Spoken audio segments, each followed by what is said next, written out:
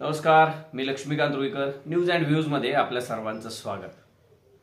मेरा इदारा मेरी जिम्मेदारी, वी स्टैंड विथ मिलिया। हमें इल्म ही नहीं था कि आमिर काजी ने कुछ ऐसी घिनौनी करतूत की है। ये 2014 के पहले की बात है। पुराने मुर्दे उखाड़ के संस्था को बदनाम किया जा रहा है। अंजुमन इशात तालीम ये संस्था बच्चों का भविष्य बनाती है। इस संस्था में से कई डॉक्टर, इंजीनियर, साइंटिस्ट पैदा हुए हैं। चांद्रयान 2 में अभी हमारे मिलिया का ही एक साइंटिस्ट शामिल हुआ था। इस पर हमें बहुत फख्र है, नाज है। या आणि अशा तमाम खोट्या थापा आणि मोठमोठ्या बाता मिलियाचं प्रशासन किंवा अंजुमन इशात तालीम या शिक्षण संस्थेचे संचालक सचिव सबिहा मॅडम आणि त्यांचे बगल बच्चे इतक्या दिवस मारत होते। न्यूज अँड व्ह्यूजने हा मुद्दा जेव्हा समोर आणला, आता त्याला देखील जवळपास 15 ते 20 दिवसाचा काळ लोटलाय। असं सांगण्यात आलं मार्केटमध्ये किंवा समाजामध्ये, असं पसरवण्यात आलं की जाणीवपूर्वक मिलिया आणि अंजुमन इशात तालीम या संस्थेला बदनाम करण्याचा विडा उचलला गेलाय। जसं काही मिलियामध्ये सगळं काही व्यवस्थित आहे, कुठेही काही घडलेलं नाही, अशाच पद्धतीनं मिलियाच्या संस्था चालकांनी पांघरून घेतलं किंवा तोंडावर बुरखा ओढून घेतला।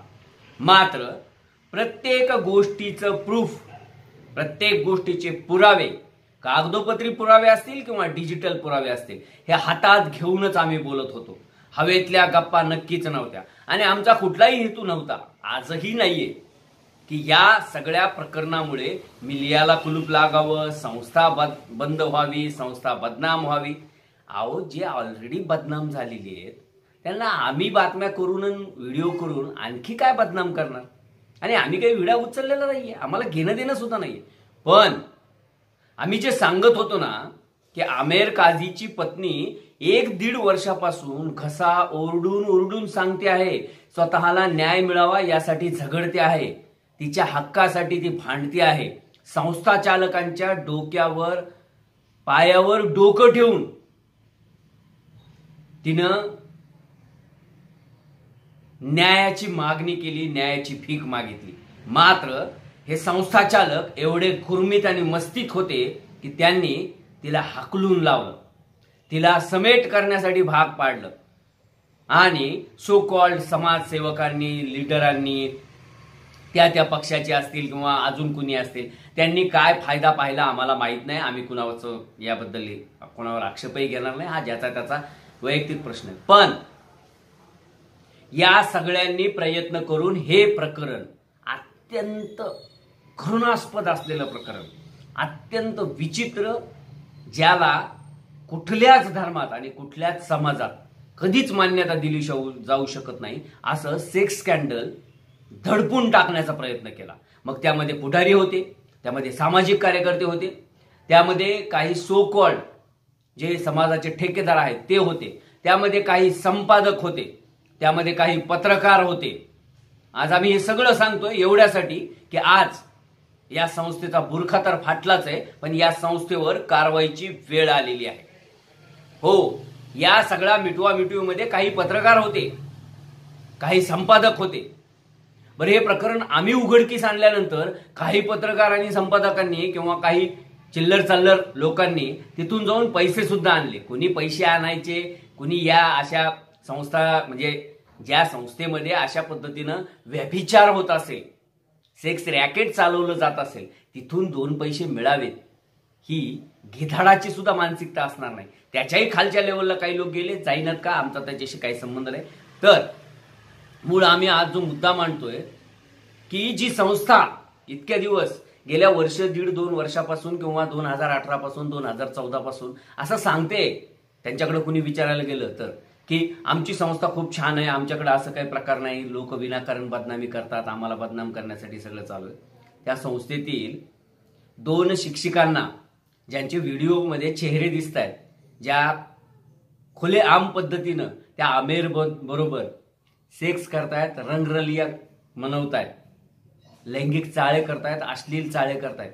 त्या 2 शिक्षिकांना यांनी बळजबरीनं स्वेच्छा निवृत्ती घ्यायला लावली. त्यानंतर ज्या 3 शिक्षिका आहेत, आणखी 3 शिक्षिका, त्यांचं निलंबन केलंय. म्हणजे एकूण आतापर्यंत जी संस्था, आमच्या संस्थेत असं काहीच घडलेलं नाही, सगळं काही आलबेल आहे, सगळं काही छान छान आहे, आम्हाला बदनाम केल्याचा हा डाव आहे, करण्याचा डाव आहे, हमारा इंद्रा बहुत पाक आहे, असं जे म्हणत होते ना, त्याच संस्था चालकांनी एकूण आमेर सहित 6 शिक्षक शिक्षिकांवर कारवाईचा बडगा उगारलाय. आणि फक्त 6च नाहीत, आणखी असे लाईनमध्ये 15 ते 20 जण आहेत ज्यांच्यावर देखील कारवाई होणार आहे. मग आता जर का तुम्ही एवढे स्वच्छ होता, तुम्ही एवढे पाक होता, तुमच्या संस्थेमध्ये काहीच नव्हतं, तुम्ही खूप छान छान शिकवण देत होता आणि तुम्हाला याबद्दल काहीच माहिती नव्हतं, मग हे कसं झालं? मग यांच्यावर निलंबनाची कारवाई का करावी लागली? याचं उत्तर द्यावं लागणार आहे संस्था चालकांना. आणि केवळ निलंबन करून किंवा केवळ त्यांना बडतर्फ करून हे प्रकरण थांबणार नाहीये. तुमच्या प्रिमायसेसचा वापर केला गेला आहे सगळं सेक्स रॅकेट चालवण्यासाठी. तुमच्या वर्ग खोल्यांमध्ये विद्यार्थ्यांच्या समोर हे सगळे नालायक धंदे केले गेलेले आहेत. आणि त्याच्यामुळं संस्था चालकांना यामध्ये पुढाकार घेऊन आमेर काझी आणि त्याच्यासोबत ज्या काही 15, 20, 25, 30 जेवढ्या काही शिक्षिका सहभागी असतील, जेवढे काही पुरुष कर्मचारी सहभागी असतील, जेवढ्या काही महिला कर्मचारी सहभागी असतील, त्या सगळ्यांच्या नावानं FIR दाखल करावी लागेल. संस्थेचा प्रिमायसेस, संस्थेच्या वर्ग खोल्यांचा विना परवानगी वापर केला म्हणून त्यांच्यावर गुन्हा दाखल करावा लागेल. त्यांना जोपर्यंत हवालातमध्ये पाठवलं जात नाही तोपर्यंत हे प्रकरण मिटणार नाहीये. आणि मिलियाला असं वाटत असेल की आपण या शिक्षिकांवर निलंबनाची कारवाई केली, 4-2 महिने त्या शिक्षिका घरी बसल्या की पुन्हा त्यांना सामावून घेता येईल. आता एक गोष्ट लक्षात ठेवा, मिलियाची आणि अंजुमन इशात ए तालीम या संस्थेची बदनामी एवढी झाली की यांच्या एवढे खोटारडे या समाजामध्ये दुसरे कुणी नाहीत अशी यांची इमेज तयार झालेली. आणि त्याच्यामुळं समाजाचा आता कायम वॉच या संस्थेवर राहणार आहे. 5 महिला शिक्षिकांवर कारवाई करण्याची वेळ तुमच्यावर येते.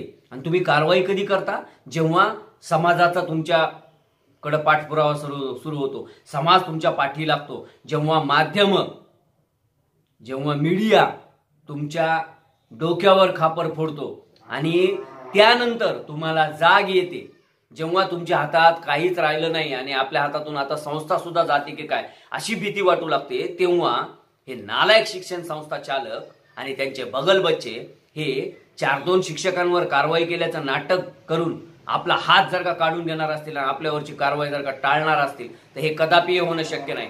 समाजामध्ये प्रचंड आक्रोश आहे, समाजामध्ये प्रचंड रोष आहे, समाजामध्ये प्रचंड संताप आहे, कारण यांनी तेवढं नालायकपणाचं कार्य केलेलं आहे. अहो, म्हणजे ज्या शाळेला मंदिराचा दर्जा दिला जातो, ज्ञान मंदिर म्हटलं जातं, त्या शाळेच्या वर्गखोलीमध्ये एवढे नालायक धंदे व्हावेत. आणि ते संस्था चालकांना जर का माहित असताना संस्था चालक त्यांना पाठीशी घालत आहेत, याचा अर्थ संस्था चालकांची देखील मिलीभगत आहे. संस्था चालकांचे देखील नातेवाईक यामध्ये सहभागी असण्याची दाट शक्यता आहे. त्याच्यामुळे या सगळ्या प्रकरणाचा पोलिसांमार्फतच तपास झाला पाहिजे, पोलिसांमार्फतच चौकशी झाली पाहिजे. आणि यासाठी समाजाने आता रस्त्यावर उतरणं गरजेचं आहे, समाजाने आता पुढे येणं गरजेचं आहे. आम्हाला अनेकांनी आम्ही विषयावर जेव्हा प्रकाश टाकला, आम्ही जेव्हा या माध्यमातून मिलियाचे आतापर्यंत 8 ते 9 भाग जेव्हा समोर आणले आणि मिलियामधले जे काही काळ्या करतूत आहेत, जे काही कुकृत्य आहेत ते बाहेर काढण्याचा प्रयत्न केला, तेव्हा मुस्लिम समाज असेल, हिंदू समाज असेल, या सगळ्यांनी आम्हाला मोठ्या प्रमाणात समर्थन दिलं. आम्ही त्यांचे आभारच मानतो. पण एवढ्यावर हा लढा आमचा थांबणार नाहीये. जोपर्यंत आमेर काझी आणि त्याच्या सोबत सहभागी असलेल्या शिक्षिका, कर्मचारी वर्ग, संस्था चालकांचे नातेवाईक, संस्था चालकांच्या नातेवाईक असलेल्या महिला, मुली यांच्यावर गुन्हा दाखल होत नाही, तोपर्यंत हे सेक्स स्कॅन्डल प्रकरण आम्ही शांत होऊ देणार नाहीत.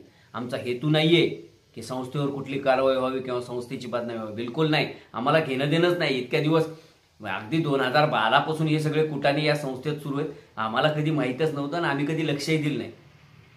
पण जेव्हा आम्हाला माहीत पडलं ना, तेव्हा आम्ही यामध्ये लक्ष घातलं आणि त्यामुळंच आम्ही वारंवार एक सांगतोय, यामध्ये जेवढे दोषी आहेत, मग स्वतः संस्था चालक जरी दोषी असले ना, तर त्यांनी आपल्या ईश्वराला साक्षी ठेवून स्वतः पाय उतार व्हावं. कारण हे ज्या पद्धतीनं घडलंय यामध्ये आत्ता तरी काही शिक्षकांची नावं समोर आलेली आहेत. जेव्हा यामध्ये काही विद्यार्थिनींचा किंवा अल्पवयीन विद्यार्थिनींचा देखील वापर केला गेलाय, त्यांना देखील ब्लॅकमेल केलं गेलंय, त्यांचा देखील छळ झालाय, असं जेव्हा समोर येईल ना, तेव्हा संस्था चालकांना तोंड दाखवायला जागा राहणार नाहीये.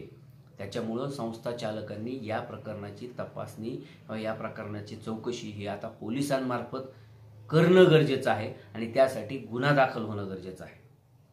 आम्ही गेल्या 8-9 भागामध्ये हेच मांडतोय. आम्ही वारंवार सातत्यानं, आमेर हा तर एक मोहरा आहे की ज्यांनी हे सगळं केलं, पण आमेरला प्रोटेक्ट करणारे सुद्धा या संस्थेमध्ये खूप मोठे लोक आहेत. तिथले हेडमास्टर असतील, मग ते गर्ल्सचे असतील, बॉईजचे असतील, तिथले उपप्राचार्य असतील, प्राचार्य असतील, तिथले सेक्रेटरी मॅडम असतील, त्यांचे नातेवाईक असतील, या सगळ्यांची पोलिसांमार्फत चौकशी झाली पाहिजे. तरच दूध का दूध आणि पाणी का पाणी होईल आणि तरच मिलिया नावाचा इद्रा किंवा इदारा हा सेफ राहील आणि त्याची शान वाढेल.